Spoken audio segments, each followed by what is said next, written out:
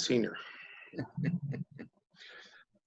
All right, guys, I think it's time we can get started. Everybody seems to be settled. Whoever can please mute your lines. That way you don't sneeze by accident, get us all sick, or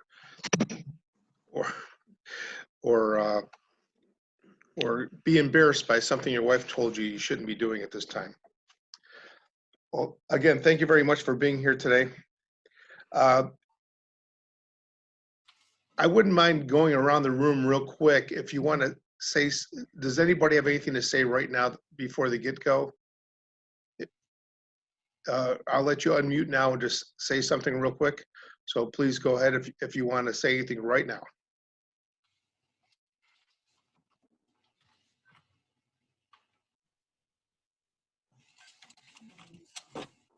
All right, hearing nothing, we'll start going forward. Let's start with the real basics. Does anybody right now have a concern about their position? Do they feel they have very limited knowledge and are afraid of making a mistake? Yes, Bill, go ahead. You know, I just wanted to say that special projects, if any of you have something special, let me know and I can help you with that. Just that's kind of what special projects is for. Believe it or not, I actually do have a little bit of knowledge of programs out there, so just let me know if you need some help. Thank you, Bill. Yes, remember, you're not alone in any of these things. If you have a council that comes up to you and say, we're going to try doing this, and they have questions, please reach out to others, myself included, your SDRR, or Bill Levesque, since he's on special projects for this next fraternal year. Now, our new district deputy training coming up next month, we're going to have breakout sessions for diocesan program directors and membership directors alike to learn more about their respective jobs. I know last year, Bill Levesque, I was in, that was the first year of our newly designed breakouts, and Bill and Jim did a fabulous job setting it all up, even though we know Jim Escott did most of the work. And that was great having that knowledge. As a former program director from a few years earlier, I was sent in with, okay, here, take care of this, go ahead and do it. And just a very basic knowledge. Yes, you have to do a free throw. Yes, you have to do a spelling bee. Okay, take care of it. I had no clue how to do any of those. As a former district deputy, my district did not do a free throw. No, we did a free throw. No one did a spelling bee, and no one did the soccer challenge. So I was at a loss when I became in charge of doing these for the entire part of the diocese. I muddled through it and got through it because I've attended state level events of the other categories. If you have never attended a diocesan spelling bee or the state spelling bee, same for the free throw or for the soccer challenge specifically, because so few councils do the soccer challenge, you really need to understand how these programs work. As in the past, I was at a spelling bee, and the room was set up just what looked what was right was not, that we caught a cheater in the spelling bee because the room was set up incorrectly. And after that, I really learned the lesson, never setting up a room in that fashion. Again, these are big and little things that we learn as we go along. And we're here to help you out and mentor you through this. In our breakouts we have in our next training session, we'll go over the specifics of the different programs, and you'll be able to then kind of understand where you need to be. Does that make sense to everybody? You can nod your heads if you wish. All right, very good. I'm going to change my view because I just see Bill Levesque, and that's just too much work for me to look at Bill Levesque the whole time. All right, at this time, I'm going to have each of the 4 state directors speak on their respective roles and what their expectations are for our different, for our program directors at their diocesan level. So if we will, we'll start off with our faith director, Greg Brunson. Greg, please share with us some of your thoughts about the next fraternal year. Sure, Paul. As state faith director, I'll be wearing many hats, okay? One of the primary roles would be to be sacristan for all the masses, such as state convention, officers, and so forth.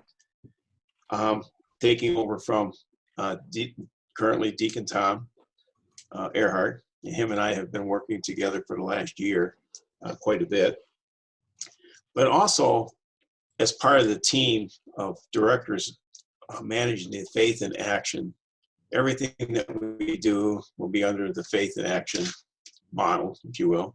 And each of us will be respectively responsible for the programs in that particular area. And I will help oversee the faith programs and Faith in Action.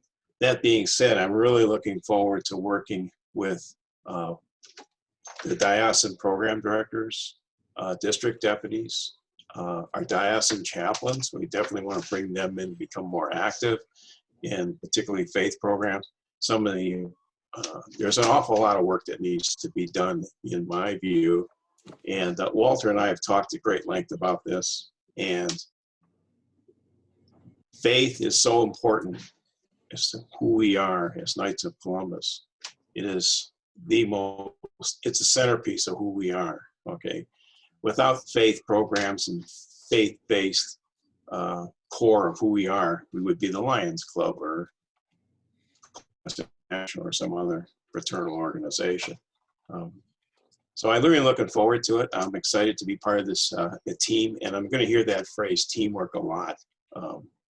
You know, the four directors who we've been having meetings and putting together the new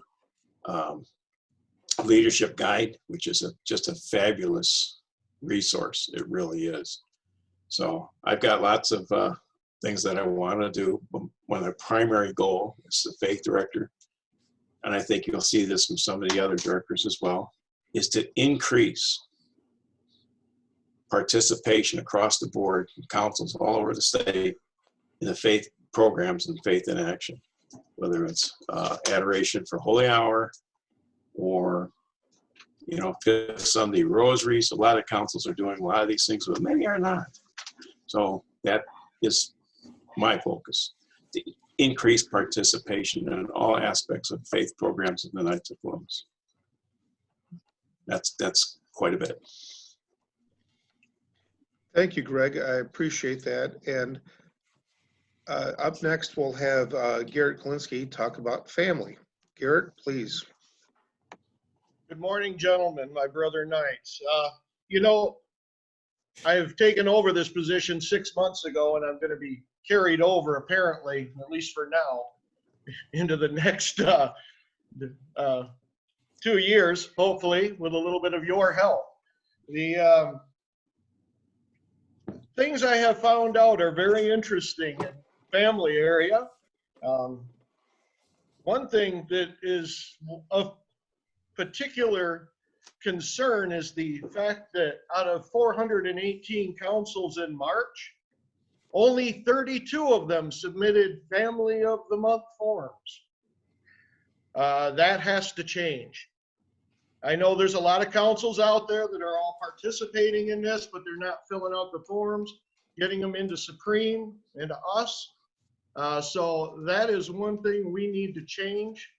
It's very vital. You know, faith starts with family. That's where we all learned our faith to begin with. And all of the programs that we have in the family section, a lot of them you can do with your family. You know, they're not all with this COVID-19 thing.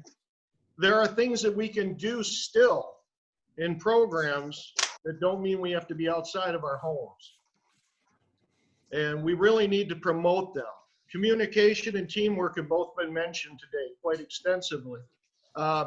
In communication, we need to stay in contact with our membership in order to get this stuff going. The family, the simple ones like the family prayer night and you know, those are easy programs. They're really easy programs. Some of the stuff we should be doing anyway. And them are the things that we really need to promote, I think, with the family. You know, a lot of you guys know me as Chris's dad, I think, more or less. And, you know, my family's been very, very night oriented. I think all of you have seen my family. And we're very grateful that we've been given the opportunity to help out with the order. It's always exciting. If you haven't seen the small video I did, it's under resources on the state site.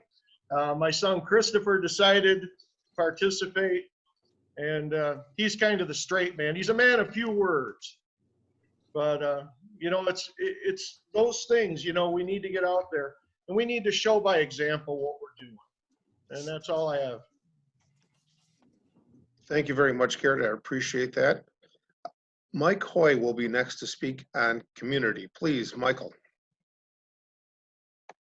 Hello, all. This year, I'll be the state community director, the position I'm honored to hold.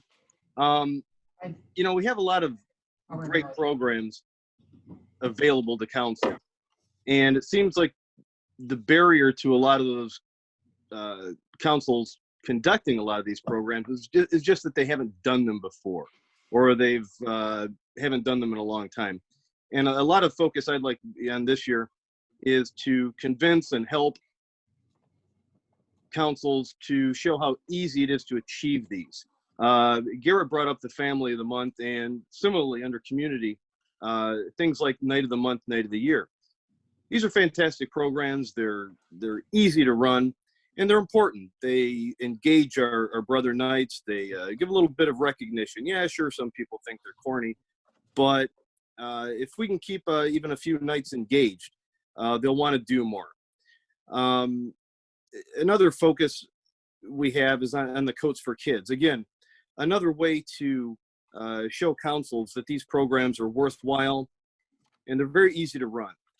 This year, we're going to open it up a little bit more in the sense that we're going to allow, as we have in a few years past, councils to contribute to the state drive. This is a great way to get councils engaged, and they might not participate otherwise. So I think in community programs anyway, a big focus of our attention this year should be on convincing and helping these councils to look at these programs they haven't run before and help them to do so. Councils have, for example, Soccer Challenge is another one. It's relatively easy to run. You don't need a humongous turnout. And if councils haven't run these programs before, there seems to be a stigma as well. It wouldn't be big enough, or we don't have enough kids to show up at a spelling bee or what have you. These programs don't have to be huge to be effective, and they're impactful for the participants and the families. So with the help of the directors on the call here and the district deputies, I'd really like to help councils break through that barrier, make the extra effort to run these programs. They're so important for membership. And as we've heard in years past, programs really are the engine that drive the order. A council is only as good as the programs they run. So obviously it's going to be a huge team effort, but as has been said before, we have a great group this year, and I'm sure we'll see some good results. Thanks, Paul. Thank you, Michael. Michael's been youth director for the last few years. He's done a fabulous job taking care of the youth programs, and he's stepping up and taking over a bigger bite of the apple this year. Yes? Is anybody going to explain the fact that the SDRRs are going to be responsible for the state youth programs under community? Yes, the implication, thank you very much, Bill. What we're going to do, instead of having the state community director be in charge of every aspect of these programs coming up, the diocese that has traditionally held these programs, the SDRR will be in charge of hosting the events. Not that the state community director won't be there overseeing everything, but the SDRR will be asked to help set up, for example, the state free throw if it's held this next year, because it hasn't been held this year because of the outbreak, will be in the Saginaw Diocese. The SDR in Saginaw will then be responsible to make sure everything's coordinated to have a successful event that year. They'll work with the state community director to make sure what they need to have on site, and everything will be provided. This shouldn't be a hard item to fulfill. We don't plan on moving any of our state events from last year's locations to this next year's location. It should be a pretty seamless transition, but we want to take some of that local headache off of the state director, since you know the people that are currently in the positions more so than he does in each region that is hosting those events. Now with that, Ed Strock, our life director, will be there. Oh, good, Lynn's with him. Go ahead, Ed. Thanks, Paul. Good morning, gentlemen. So earlier, the introductions, pro-life couple, what Lynn wasn't introduced, so I just thought I'd take a moment and make sure that give her a chance to say hi, good morning, and maybe tell you a little bit about our family, and it'll lead into the pro-life discussion that we'll have just in a second. So, hi, good morning, say everybody. good morning. Wake Nice 'em to up. see everybody. Hopefully sooner than later we can all do this in person, right? Everybody's feeling that way. So, and I've been married 42 years. We've got 4 wonderful daughters spread out all across the country.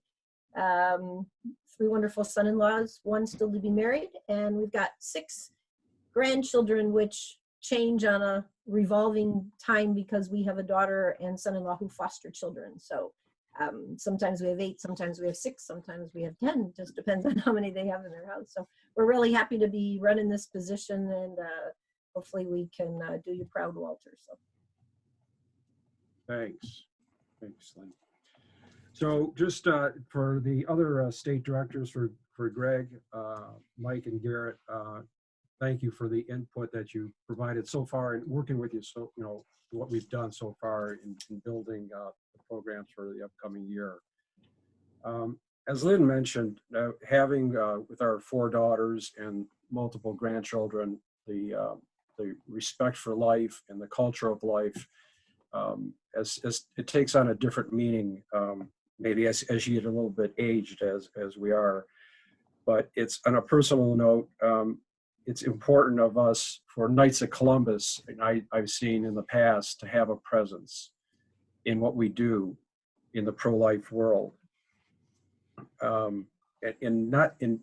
We have some solid programs. I don't call them programs in the pro-life world so much as initiatives, and some that started back in the probably 10 years ago with the ultrasound initiatives, which has made a different impact in the lives of thousands, I'm sure, and all the other pro-life programs.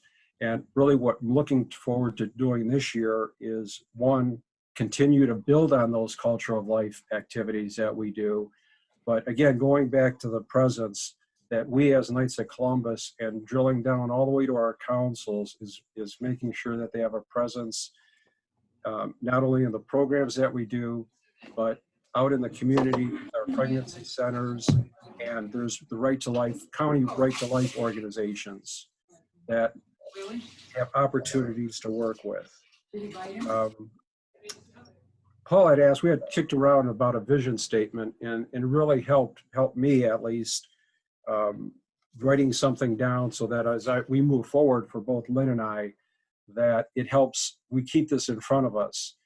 And the gentlemen, you may hear me repeat this a number of times as we go throughout the year. But again, it just helps, at least it helps Lynn and I stay focused on what our mission, our vision is. And that's through the guidance of the Holy Spirit to engage and involve our Knights of Columbus families to continue building a culture of life from conception to natural death.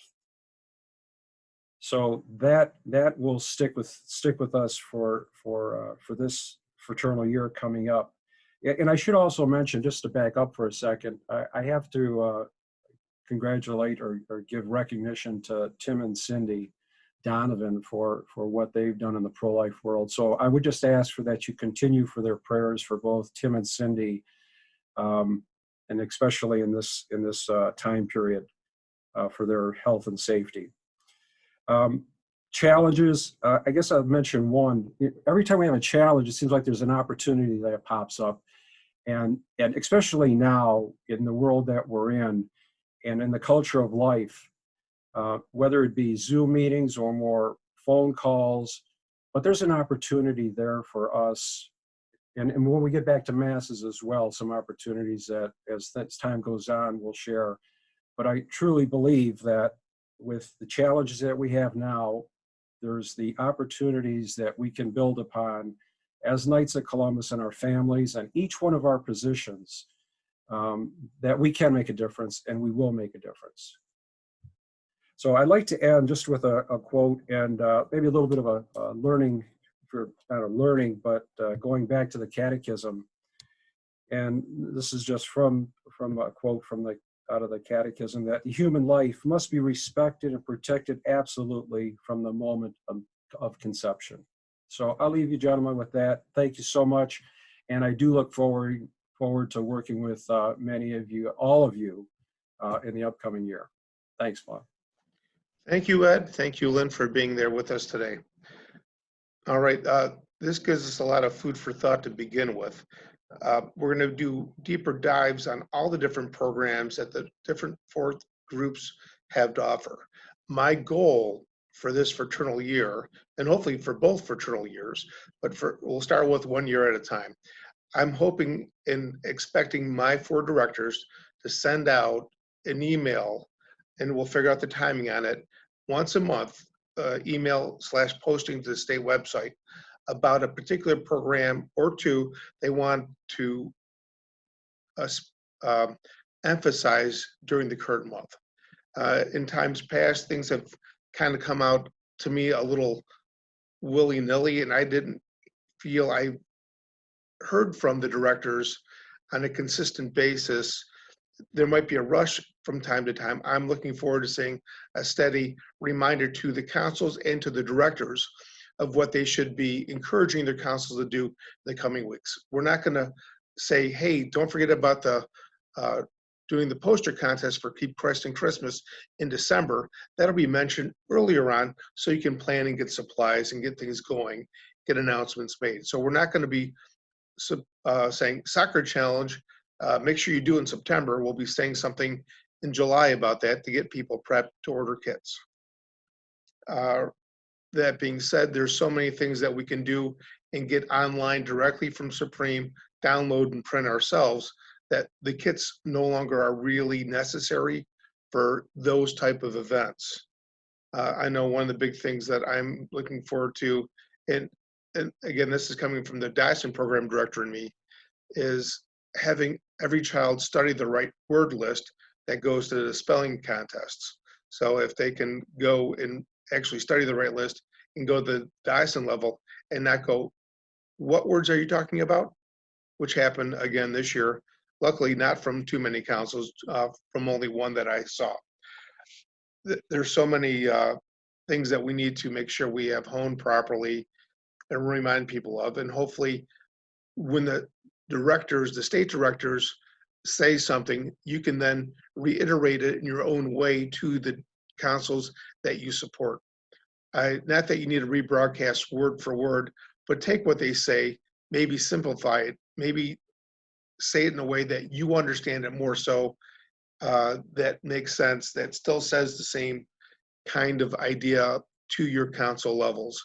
When I do my emails out now, I include the Grand Knight, the financial secretary, the program director, and the membership director, all the emails that apply to each council I support, knowing full well that usage of the membership director and program director in each council's email system is quite light. It's 15% or so usage.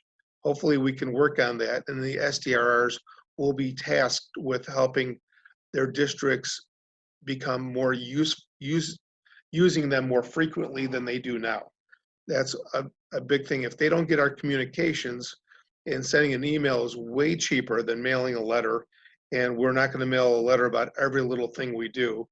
That becomes so expensive. And I think Larry Grabowski would kill me if I had him send out 2 more mailings a year, let alone 20 more mailings a year with multiple pages. So please, again, keep that in mind. We expect our diocesan program directors to be the real communication key to the lower levels and to make sure the communication flows more evenly. We can't expect a state director to know how to contact each individual member. So we really are relying on you quite a bit. Now, we have a lot of directors here that do very important things. Actually, I'm going to mention that Kevin Raleigh asked me a question saying, is Mike Coy going to be in charge of the teddy bear program? Yes, he will be in charge of the teddy bear program. He's looking forward to it. He's going to fill his house with teddy bears out of the boxes to look at him creepily the whole time. Is that correct, Mike?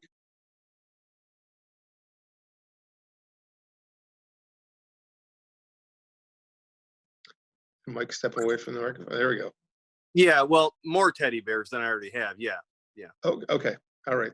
So we're really encouraging that. Mike's a pretty good comedian about that. Once in a while, he is having fun. Other times he's being serious. We just have to know which is which. And usually when he's being funny, he's being funny. Now, Kevin Rowley and Gary DiCarlo will be doing the raffle again this year. Kevin, is there anything you want to give us any insight about what your thoughts are for next year's raffle? You guys did an excellent job this year for having our season of selling fish go so short in the last spurt, but we did very well overall. Go ahead, Kevin. Good morning, Paul. Good morning, everyone.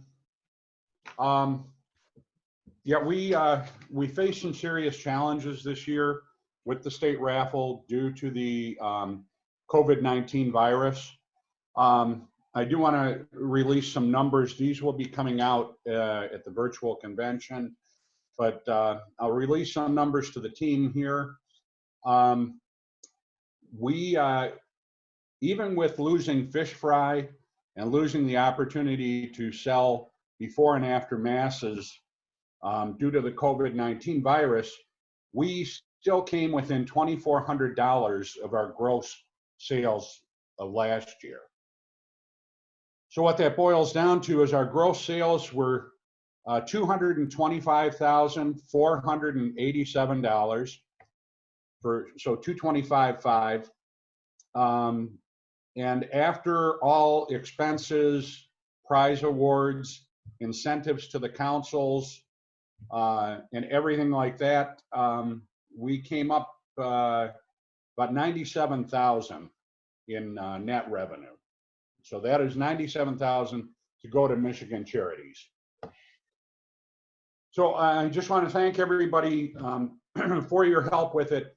You know, we would have broke the $100,000 mark if we'd had very few more people. It wouldn't take much to break the $100,000 mark. And I do have to share with this team, I was a little disappointed when I looked at the list of state directors, diocesan directors, and district deputies to see who bought or sold their tickets. And the list was not very long. So I want to give you guys a heads up. If you don't know, we do track the tickets and we know who sells and who doesn't, who turns in their tickets and who doesn't. And I know one of my good friends here told me last year, you know, Kevin, I put those tickets in my desk drawer and totally forgot about them until you mentioned it. So I'm mentioning it now. Don't put them in your desk drawer and forget about it. That's all I have, Paul. Thank you very much, everybody, for your help this year, and we look forward to doing it again next year. Gary is not with us today, but he's fine. His health is good. He did want me to pass on, have I told you I love you today? So that's from Gary. Thank you. Thank you very much, Kevin. Now, remember, after Christmas, Santa shaves off his beard and regrows it.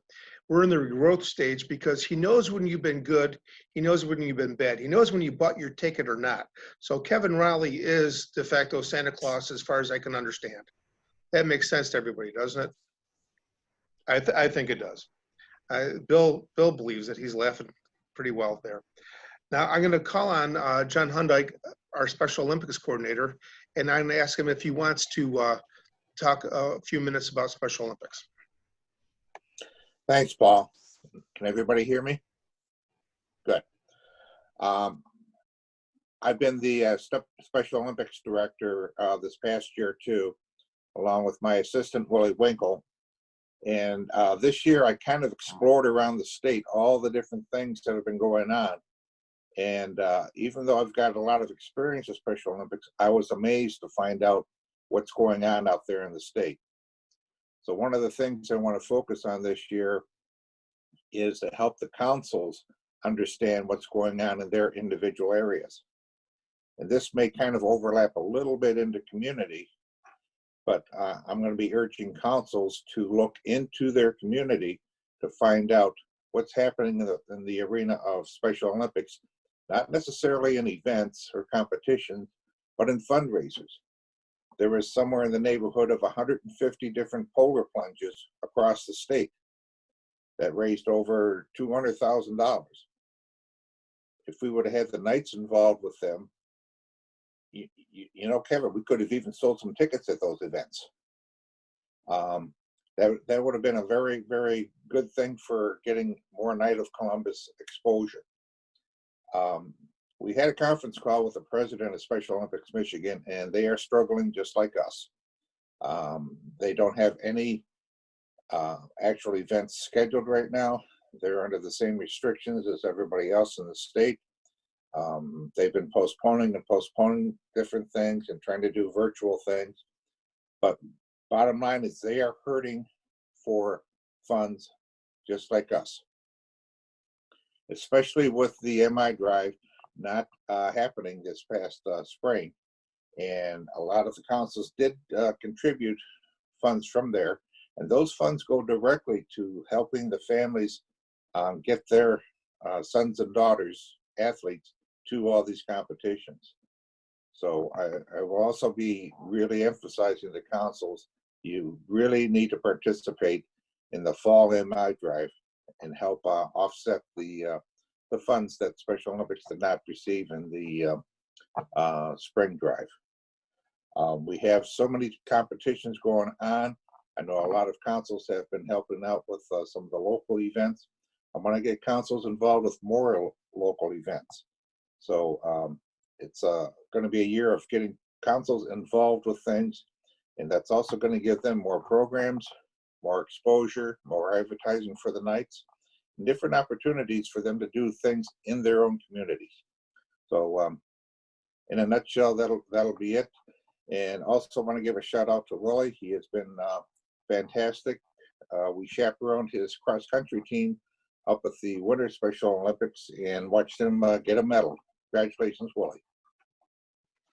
Thank you very much, John. I appreciate that. And I'm hoping that we can have you again broadcast, if not to get the list of different events going on in the different regions and emailing directly to the membership, the program director in that region, along with the SDRR that oversees the region, to make sure that they know about it and can promote it a little bit more fully than they have in the past. Will do. So that works out really good. I appreciate that. Now, I'm going to surprise another person with asking them to say something. Mike Fontana, who's the Holy Cross Services liaison and biker extraordinaire, apparently, because of the haircut.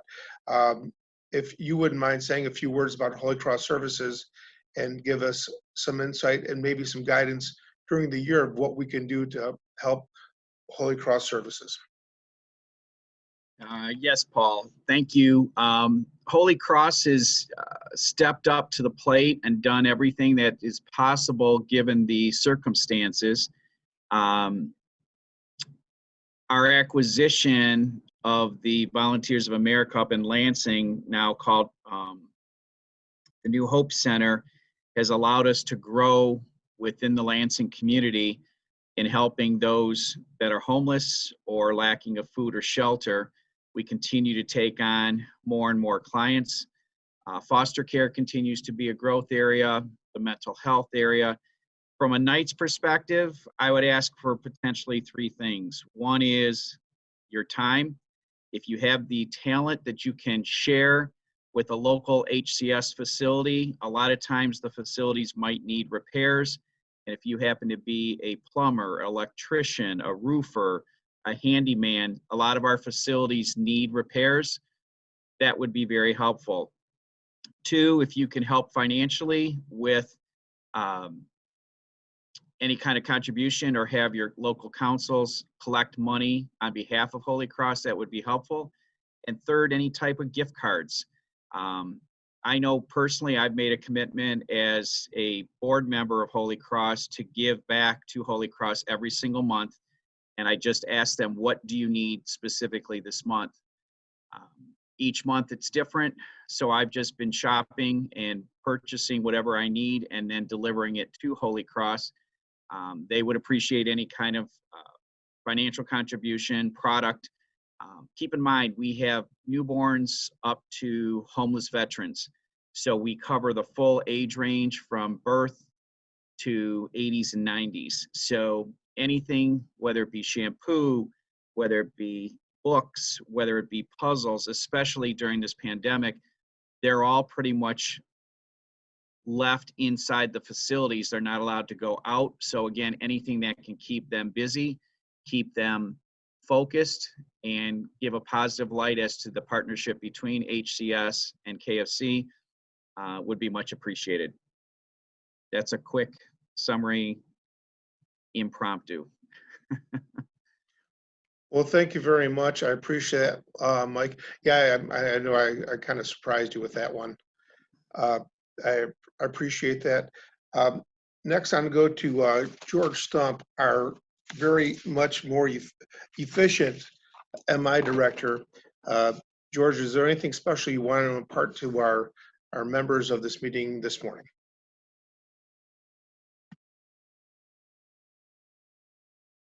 Well, Mike, or Paul, excuse me, I sent you with that video. I guess I'll make it even shorter. I guess hopefully that said what we need to say. But John pretty much touched on the fact that, of course, we didn't have our Palm Sunday drive, which is always our largest drive. You know, the good news was that our Columbus Day weekend drive actually had a record high. We raised $532,000 for that. But then, of course, we had to cancel the Palm Sunday drive. And our average for the Palm Sunday drive for the last couple of years has been almost $760,000. And from that, the last year, we issued over 700 checks to different organizations from that $757,000. So needless to say, I see some guys on here who I know are suffering from that. John is one of them, and Russ is another one, where that money that usually goes to those organizations is not going. And I can't tell you how many emails I've gotten from the organizations that we usually support, you know, telling us the dire circumstances they're in and how much they need the money. So unfortunately, we did try to get insurance for, and we did get insurance for May. Back in March, we made that provisional coverage and see if maybe something opened up, which it didn't. So now May is gone.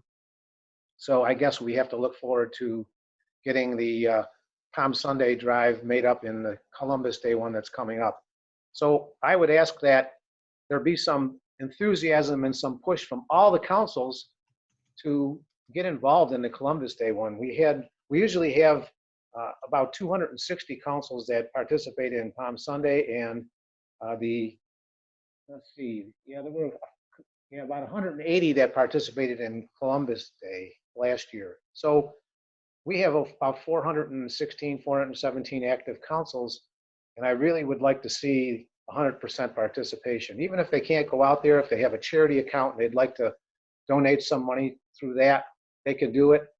And, you know, I don't know if we'll be able to go out on the streets again and whatever, but, you know, there are some innovative things that maybe could be done in between that time. We had one council, and I mentioned that in my newsletter, in Temperance, who raised $20,000 for the Palm Sunday drive. what they did is they put a challenge out to their members to donate $300, and they had 18 members who did that. They had a lot of their other members donate money that they normally would collect in stores and things like that. And then there was an anonymous donor who matched all the contributions that were made by all the other members.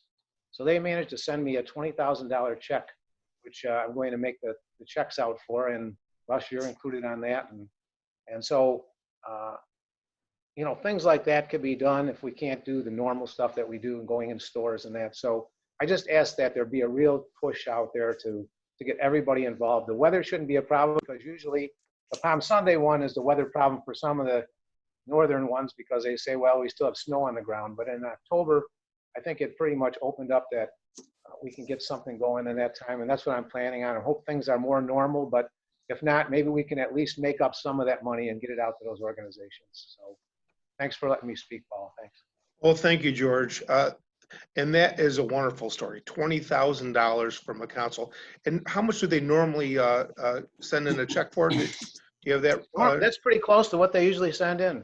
Wow. Between $20,000 and $30,000. So they were pretty much on. They did some pretty innovative things. In fact, one of the members had bought some items that were out on the website, and he put them up for a raffle to their parish, and they did that. And then he also belongs to, some of the guys belong to other organizations like American Legion and that, and he asked for donations from them. So that's how they got all that money that they did. Well, again, thinking outside the box. And that's what I'm going to ask all of you to do going forward. We can't pigeonhole ourselves with this. Did we do this last year? Yes, let's do it again. We've talked about that over the years from different leadership. We really have to think outside the box. Now, these Zoom meetings are a new thing to most of us. Some of us have done these through work, for convenience sake, again, whatever you want to call it, virtual meetings. When I've been helping out for years, and I have not been able to, I've attended meetings live. The state deputies in the past, okay, let's have a meeting. We're all going to meet at Monaghan Council. So people from Grand Rapids drove to Monaghan Council, people from Lansing, people from Saginaw, you went down there, you did the meeting. Again, you drove home afterwards, and maybe you said 2 words during the whole meeting, maybe you said 100 words. We don't know. Everybody did something differently. Well, Walter allowed us to start doing virtual meetings in preparation for his new fraternal year before the COVID-19 thing was more than something in the Wuhan province, or the Wuhan province flu for that matter. And it's worked out really well. We've saved a lot of mileage, which is not the most important thing. The important thing is we could go to a meeting and get home from the meeting instantaneously without being too tired to drive properly. And if we had a cocktail after the meeting, we definitely didn't have a problem driving home. So these meetings, even though the COVID issue might be over with in a few months, and of course they're telling us it won't be over with for years, because this will mutate and we'll have issues. Either way, meeting this way is a lot more convenient on a lot more levels. After meetings, we could sit around and have a drink and talk to each other and visit and have a good time. And I expect you guys to utilize this form. If you, in the past, remember, if you want to show of hands real quickly, did you have these, did you have to call your districts every month or asked to call them every month? Put up your hands if you were asked to do that for any position you've had.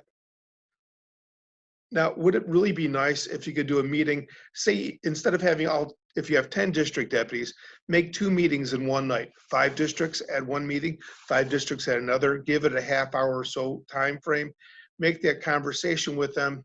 If there's real questions, somebody will have some questions. Other times you call them up and you almost get no reply because they don't know what to say to you. It's amazing how poorly the communication can happen on each individual person. You put 5 people in a small room, you all have your mics on, and you can have a conversation like you're in the same room. And you can learn a lot more of what's going on. And maybe they can learn from others if they say they have a problem. And they go, oh yeah, I have that problem too, but I didn't think about asking you about that question. it's a lot better way to really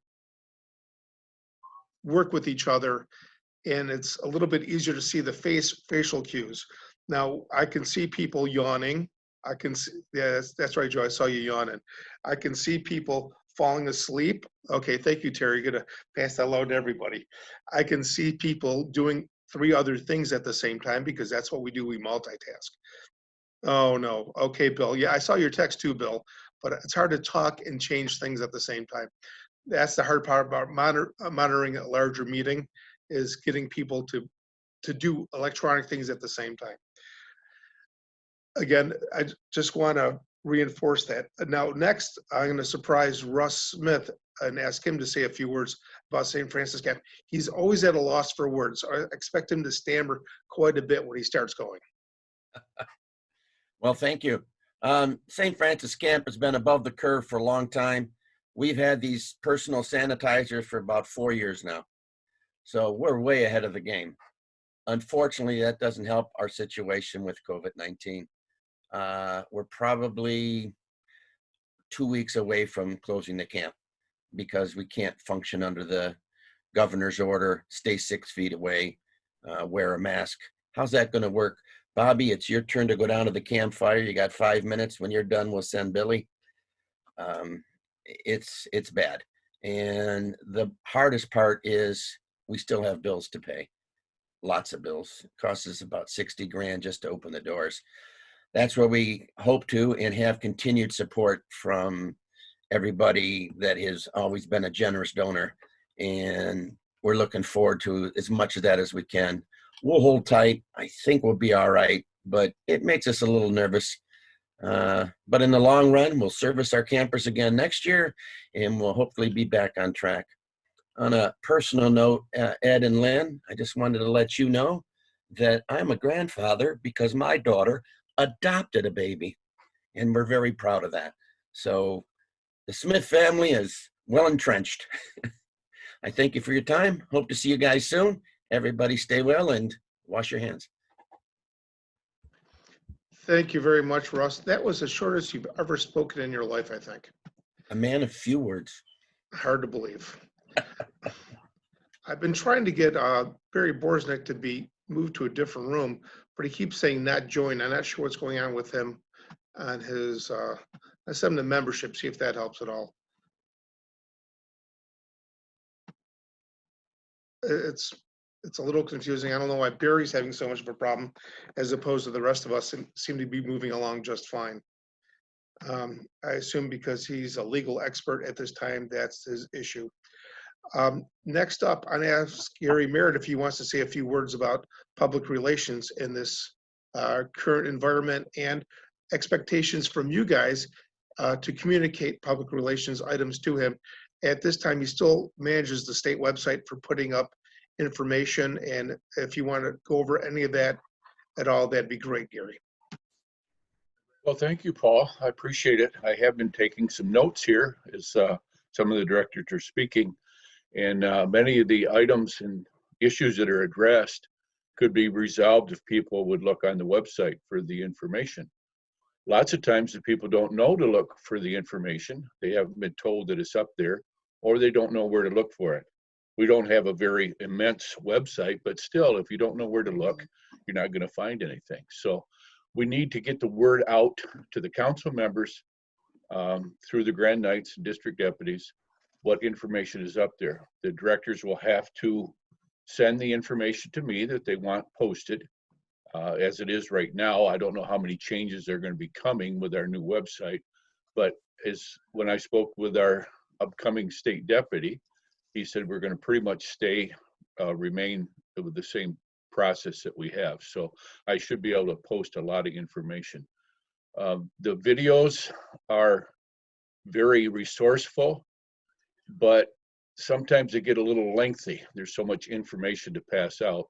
We post a video up. The only way we have to do it right now is through an outside source, and we've been using YouTube. So when a member wants to see that video, he has to go to YouTube.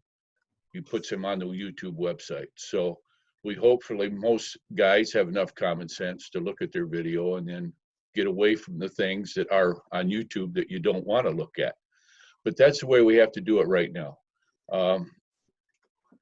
Resources on the website have various categories, and we can always add those.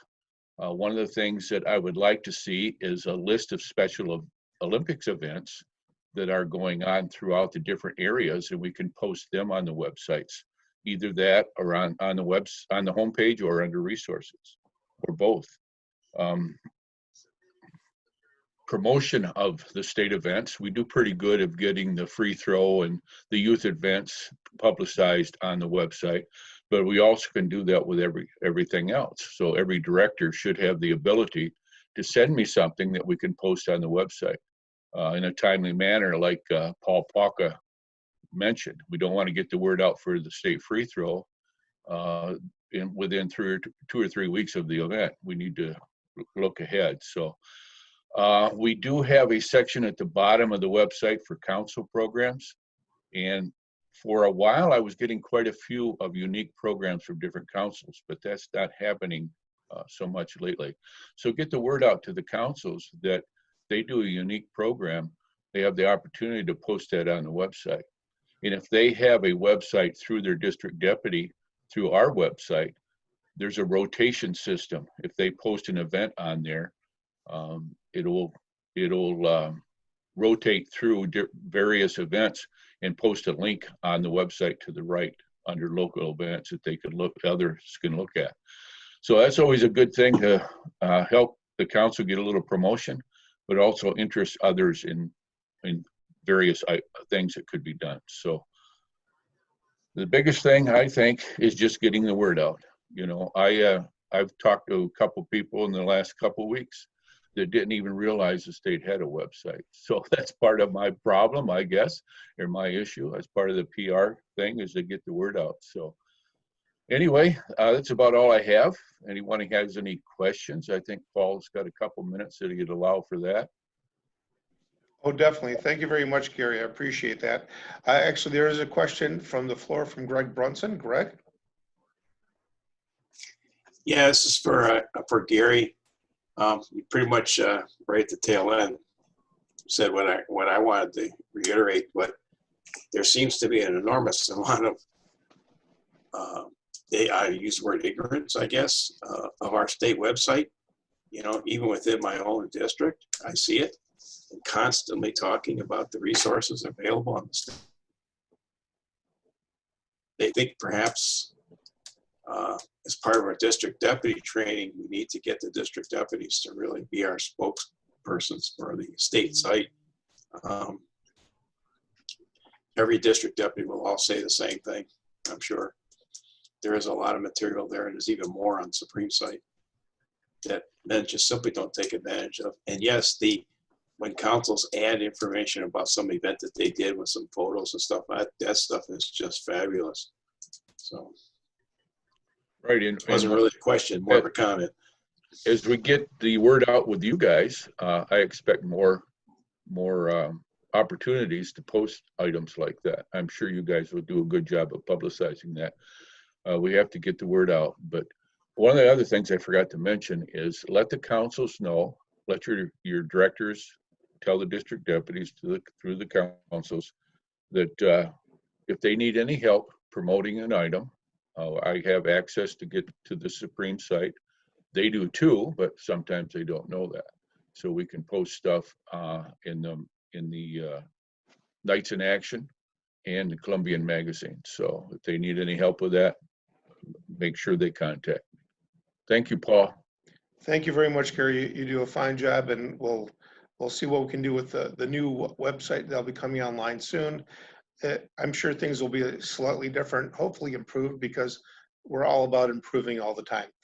Now, with that, I'm going to ask Past State Deputy Tom Marcetti if he wants to say a couple of items of expectations on the state website that is being built as we speak. Tom?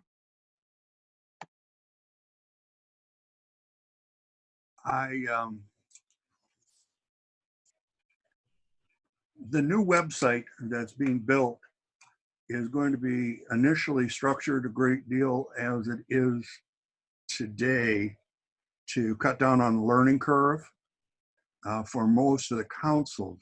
But Greg, I really like the point that you made about it being necessary for us to make the district deputies aware that one of their tasks is in fact to encourage councils to actively use both the state and the Supreme websites. Gary would tell you that there's a great deal of information there. We're hoping to build in a search function for specific topics in the new website. The gentleman that's coding the website and I have been in communication and about this thing specifically. So there's going to be a lot of new uses. For those of you that are not aware, we're currently looking at making the council portion of the directory a digital portion of the website that will be accessed by using the mikfc.org email to go in. That will then be a living directory so that when there are changes made during the year, or if you will, oopses, they can be corrected in an easy manner. But we need to try to tie together everything that we're doing on the new website with our email and other forms of communication. And hopefully, as pointed out, we have to use Zoom right now. But even as we relax the necessity to protect ourselves, that Zoom is a very powerful feature that can be used in the ongoing years. I think that's enough right now, Paul. Thank you very much, Tom. I appreciate that. So there's exciting changes. In this case, it's a forced change, but a forced change is as good as a non-forced change at times. Change, again, is scary, and as past state deputies have said, nobody likes change but a wet baby. Of course, that applies today as it applied yesterday, but change is always going to be there. It's always going to be preeminent on our time. All right. All right. I'm looking at a text on the side. I got to take care of something. But in the meantime, Father Paul, would you like to say anything to our program directors about any visions you might have? I know you'll speak at the end of our entire event. If you want to give a teaser to us or give us a little inspiration at this time, that'd be wonderful to hear from you, Father Paul. Yeah, sure. Yeah, as you mentioned, I'm going to speak at the end, but I mean, basically, what I want to certainly do is, sort of piggyback on Greg Brunson and certainly encourage and inspire the men in the councils to take on those faith and action programs to get people to be active in their churches and also bringing the faith into their homes. I just don't want the Knights of Columbus to simply be known, just as the pancake breakfast guys, right? Or the Tootsie Roll guys. I want them to be known in the churches. Those are the guys who are, who lead us in prayer at rosaries, right? Or the ones at the holy hour, helping out. They're praying at the holy hours at their church, things like that. So I definitely want to, again, help with that aspect of encouraging the men in the councils to take a more active role in their churches as far as worship, faith-based things in the church. And let's see what else. Okay.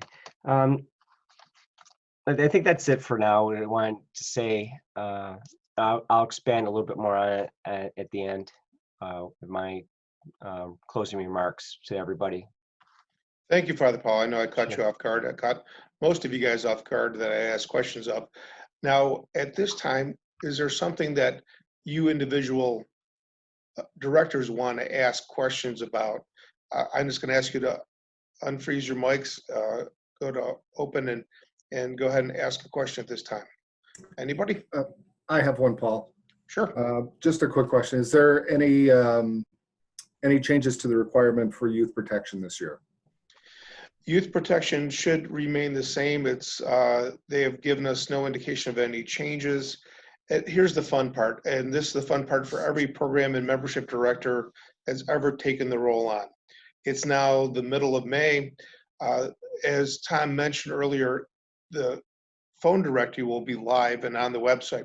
We're not going to print 1,000 books out, have you give them to each of your membership, your Grand Knights and your financial secretaries to lose the second you hand it to them, or not you, the district deputies, or the district deputies will lock them in their trunk for the next 6 months, then realize, oh, I never handed these out. The same will be said for the leadership guide. The leadership guide will be put online and it'll be searchable and it'll be updated as time permits. So if we realize something's changed, we don't have to, oh no, we went to press, we can't change this for a year. We can make updates to that and replace it with the new leadership guide or updated versions anytime we wish. Our Walter will be going to his meeting with the Supreme Knight in early June. And once that meeting's over with, he'll come back and say, Paul, I've learned so many new things. We have to change everything we put down and change it to this. Maybe it'll be something about youth protection. Maybe it'll be about the programs we run. Maybe it'll be the number of requirements. Who knows? But it'll happen when he's done with that meeting. Luckily for us, not for him, he will not be going to Connecticut for this meeting because no one can fly anywhere and no one can have a large meeting. So he's going to be sworn into his oath of office virtually by the state, the Supreme Knight. So as many disappointments as everyone's had during this year, Bill Chassé, his final convention done virtually, the elections of the new state board from warden on up done virtually, where you can't enjoy the pleasure of the feeling of a live group in front of you. All these things have affected everybody. Some of us might be thinking, boy, I can't go to the Grand Hotel this year. My wife's disappointed. Or boy, I'm glad I don't have to go up that walkway all the way up to the steps of the Grand Hotel. And, you know, for some of us who've gone for a number of years in a row, you know, it's a break or it's a disappointment still. For those of us that haven't gone in a few years and this is our first time, we would have gone coming up, again, you know, a major disappointment. Everyone's enjoying disappointments this year. All the weddings that have been put off, all the weddings without people around them, all the women giving birth without their husbands or family members near them. There's so many things. But we're going to embrace the positive things, the positive changes. Again, our new website and our state leadership going, we're going to go virtual on a number of things and not have to worry the expense of printing or the inability to update items. So hopefully people will embrace this and understand how to get information and download things. If people want a hard copy printout, feel free to send the file to a printing place and have them print a copy and they can have their own copy. If not, they can print it at home even. These, they're all big changes we're having. That wasn't a question asked. I answered that question. We don't know what's really going to happen. We never know what's going to happen until middle of June. And then if the Supreme Knight changes his mind, and the Supreme Knight will change completely in a couple of months. So that'll be a new thing we'll be dealing with, is a brand new Supreme Knight. And I'm not sure what changes he'll make once he takes office. I doubt they'll make anything very draconian changes in the middle of our fraternal year or the beginning of the fraternal year, but we'll have to wait and see and find out. It's definitely a different world we're in today than we were 6 months ago or a year ago. Whoever thought we would have virtual initiation rites of the 3rd degree? I wasn't expecting that for a few years. Form 100s that are online for enrolling new members. It's all quite a different world than it was when we woke up a year ago, that's for sure. Anybody else have any questions? Paul, I got one question. Sure. This is John. There's a little confusion this year, and I want to see if I can nip it in the bud. Where does the Mass for People with Special Needs fall under? Is that under the Life, or is that under Special Olympics? Or perhaps, Ed, you can address that. Go ahead, Ed. No, that would be one of the initiatives that would be rolling out under the pro-life. Okay. Not that you can't encourage it. Oh, I definitely encourage it, but it's been one of those things where some people come to me and they say, well, I'm not sure, but here's what you need to do. Now, now after July, I can get with Ed and say, this needs some help, or that needs some help. Yeah, John, for you or any of the other directors, certainly send them my way. But as we develop and put a little bit more formality into it and context, then we'll roll that out. Okay. Okay. Very good. And that's what we have to do is work as a team. When we have something and you realize people don't understand a program, from Dyson level director on up, if you realize you have questions and it doesn't make sense to you, that means it probably doesn't make sense to somebody else. If you then report up to that director that's in charge of that program directly saying, you know, I have these questions, maybe other people do too. Could you share that with others? Again, I read a number of things. I have questions. I'm not one to keep my mouth shut if nobody knew that already. And I ask questions and people respond to that. And I try to explain it to the people that I help support in the field. So if I get an answer to something, I think it's worthy, I'll send a broadcast message to the people I support saying, hey, if you didn't understand it, this is what X means. If we can do that and make sure everyone understands, again, communication is key. Not everybody will do every program. Even at our best with the MI Drive, which is one of the simplest programs there is, not every single council participates, but most do.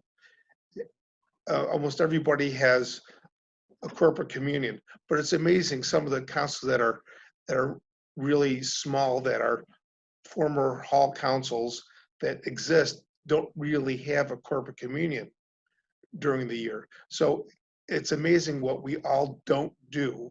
And if it's even 10 or 15% of the councils participate in any program that we begin this year, that's a success. So we got to remember, even a limited number of people participating is a success. We want to encourage that success as far as it goes. Now we have a few dignitaries in the room.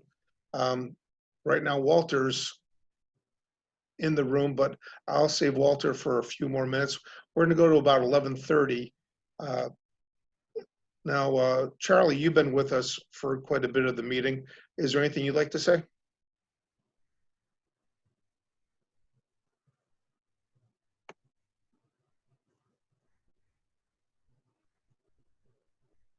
I think Charlie left us. He was with us for most of the meeting and then he stepped out of the room. Worthy State Secretary, is there anything you'd like to say to the program portion of this meeting? Well, I have to admit, I just joined, so I haven't heard most of what you were talking about, but I know we all know when I asked each of you to be part of this team, I knew that you were all going to do a very good job, and I'm really looking forward to a great couple of years coming up here. Thank you very much, And Walter. that's it. Thank you very much, Walter. I appreciate that. Now, as people have said to, I'm sure all of us in the past, I'm a volunteer. You can't make me do something. I'm a volunteer. I can quit anytime. Well, once you volunteer and say, yes, I'll do this task, and you're given an order or a request to do something, I hate to call it an order, please go out and talk to your men about this. I'd like you to visit councils and talk about this specific topic. It's a directive, and you volunteered for the job. Once you volunteer for the job, it's our position. You're not really volunteering anymore. You've taken the responsibility on. And I think everybody in this room right now and everybody that Walter has appointed understands the difference between being a volunteer. You're not walking in and ladling out soup or eggs or pancakes and can be easily replaced by somebody at the drop of a hat because you don't feel well. This is something that's more of a commitment of time and energy than that simple type of volunteering. So I appreciate you guys being here, taking on that and moving forward. Now, Bill has an issue. I think he's got a hand puppet because he had his hand up. I was going to say something that was said to me a long time ago that I never really had thought about.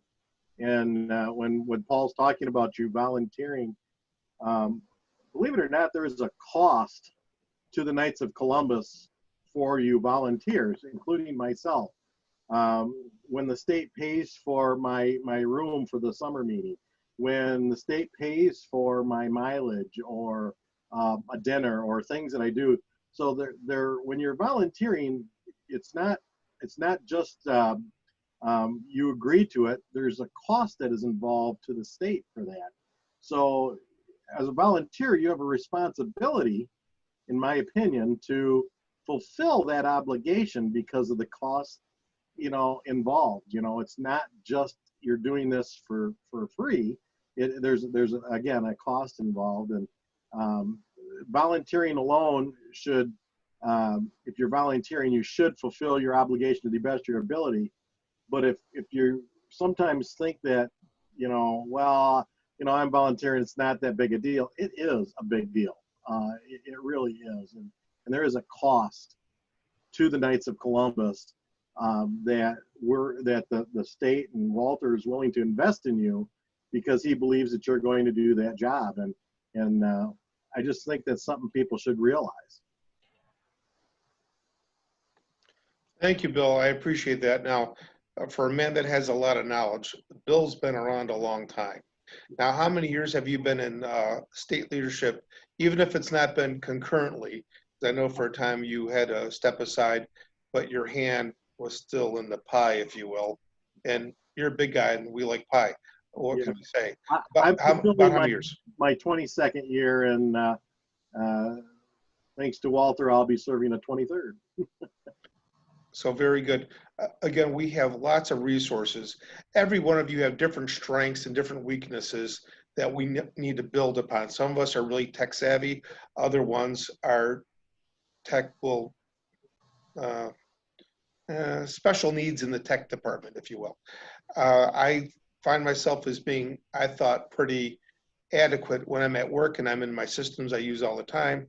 I understand how things work much better than I do given a new program. I'm not afraid to try new things. And we have a lot of people that know what they're doing. If you feel you can help out, you can lend a hand, you can make a difference. And I want to bring up Jim Escott at this point.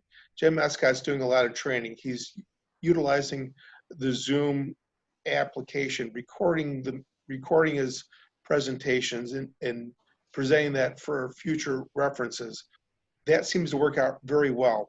If you think, Jim, there's something about this that's not right. I've watched this presentation and I think this can be done differently enough to change it. Please let them know. Please give them guidance. Again, we give each other guidance. We give each other suggestions. We may take your suggestions, we may not. The state deputy, whoever's the state deputy, we can ask the state deputy to do something. It doesn't mean he's going to, because he doesn't take direction directly from us, but he's happy to hear our counsel and make decisions based on the importance of that. Again, if you want to reach out to Walter and send him a quick note about something during the year, before the year starts, try not to be too long-winded about it, because once he starts reading things and his eyes glaze over, he will not get the point. If you give him a simple statement saying, Walter, I think this would be a good idea. I would be happy to spearhead something for you, but I think this would be a nice thing for us to do, and leave it simple like that. The same for anybody else. Nobody wants to read 3 paragraphs about an introduction to something, because we'll get lost. I don't know how many emails I sent at work where I had 3 thoughts in two sentences, where they saw the first question, responded to it, never read the rest of the email. The same thing will happen with us. Any one of us may or may not have the time at any given point in time. And again, never having this position before, I expect my emails to increase just a little bit. I might have a few more every day to look at. And if people write me 3 paragraphs every time they send me an email, I might miss one of the points. So please be patient with us and be patient with me. I'm pretty good about my emails. Depending on my work day and how much I have going on at any individual day, I will try to check my emails as much as possible. My work computer will not allow me to look at my Knights of Columbus email, so I have to have a second computer running or bring it up on my phone and give responses. If I don't get back with you within 24 hours, feel free to give me a call and say, Paul, what I have done to offend you that you didn't respond to my very important email about such and such an item. And then I'll feel bad, because that's what Catholic Guild's all about. And then I'll respond to you. I don't want to slight anybody, and I'm sure I will slight a number of people, and people might feel bad about it. I don't intend to slight anybody. I feel Walter's given me a great chance to show what I can do and to help out the state of Michigan as far as programs go, and membership for that matter, because we are one team. So please give me a chance. I want to show you what I can do, and I want to make this the best fraternal year possible. We're going to wrap up in about 60 seconds. I'm going to start the clock to move us back to the main room. You can move back to the room earlier if you wish. Does anybody have any quick questions before I end this session? All right, being none, I'm going to start the countdown clock to move us back. It'll be 60 seconds on the clock. If you move back earlier, that's up to you. Will give us a few more minutes before